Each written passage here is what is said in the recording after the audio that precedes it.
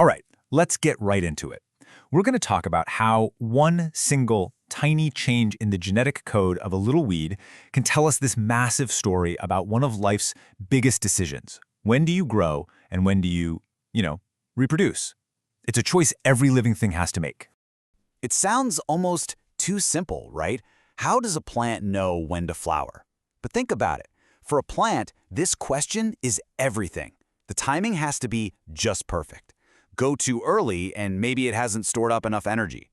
But wait too long, a surprise drought or a frost could come through and wipe it out before it ever gets the chance to pass on its genes. So how on earth does it make that call? And that really gets us to the heart of it. This is not some casual, everyday choice. For a plant, deciding when to flower is a huge gamble, with its entire existence on the line. So here's the basic trade-off every plant is wrestling with. On one side, it can just wait it out, get bigger, soak up more sun, get more nutrients, and hopefully produce a ton of seeds later on. But on the other side, if it senses any kind of danger, like the soil drying up, the instinct is to just flower right now, to make absolutely sure it creates that next generation before it's too late. And let's be super clear here. This is not some abstract problem. If a drought is on its way and the plant waits just a little too long to flower, it dies without reproducing. That's it. Game over. But if it panics and flowers way too early, it might only make a few good seeds. The timing is, quite literally, a life or death calculation. Okay, so this is where our story gets really interesting. Scientists started looking at this one particular plant that seemed to be making this decision, well, very differently. It was almost like it was in a constant state of panic, always rushing things. And here it is. Meet our main character, Arabidopsis thaliana. You can think of it as the lab mouse of the plant world. Now, the specific version scientists were looking at is a mutant they call POCO1. To the naked eye, it looks pretty normal, but it's hiding a pretty wild secret. And here is that secret right in front of us. Just look at this. On the left, that's a normal plant at about 20 days old. On the right, that's our POCO1 mutant at the exact same age. See how it's already shot up a flower stalk? It's flowering precociously, which is just a sciencey way of saying it's way, way ahead of schedule. The official research confirms what our eyes are telling us. They call it an early flowering phenotype, basically a visible trait that's caused by its genes. But this just makes the mystery deeper, right? What is so different about this one plant that makes it just rush to flower no matter what? What internal alarm is going off all the time? So to figure this out, researchers had to pop the hood and look inside. They did something you could call a complete genetic audit to see which instructions deep inside the plant cells were being read and which ones weren't. The tool for the job is called RNA-seq analysis. The easiest way to think about it is like this.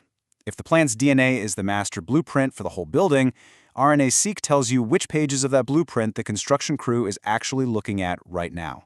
It's a perfect snapshot of the cell's current to-do list. And what they found, wow, it was not a small change. They discovered that over 2,600 genes were behaving differently in this mutant plant. Get this, one single broken part was causing this massive, system-wide chain reaction. But in all that chaos, a really clear pattern started to emerge. Two groups of genes were totally out of whack. First, the ones that control flowering, which makes sense. But second, and this is the fascinating part, the genes that control how the plant responds to stress. And it turns out those two things are completely connected. So this is where all the clues really start to come together. In a plant, the decision to flower and the ability to handle stress aren't two separate things at all. They're tied together by these tiny chemical signals. And the biggest player in this whole story is a hormone called abscisic acid, or just ABA. Honestly, the best way to think about ABA is as the plant's universal emergency brake. When a plant senses stress, like it's not getting enough water, it floods its system with ABA. And that signal tells every single cell, whoa, stop, slow down, conserve your resources, now. But here's the kicker. In our POCO1 mutant, that entire emergency brake system is just broken. The receptors that are supposed to hear the ABA alarm, the enzymes that pass the message along, look at this, it's all downregulated. That means it's basically switched off.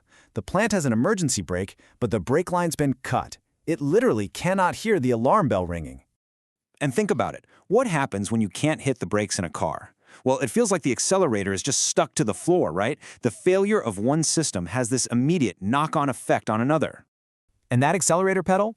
It's a gene called flowering locus T, or just FT for short. This is the ultimate green light for reproduction. Under normal circumstances, that ABA stress signal, the emergency brake, is what keeps the FT gene in check, telling it, hey, not yet, wait for the right time. And this little diagram just puts it all together perfectly. Because our PACO1 mutant can't make that stop signal from the ABA, the go signal from the FT gene just runs completely wild. The plant thinks it's in a permanent state of emergency, constantly shouting flower now, and so that's exactly what it does. So we've kind of solved the mystery of why it flowers so early, but the story is so much bigger than that.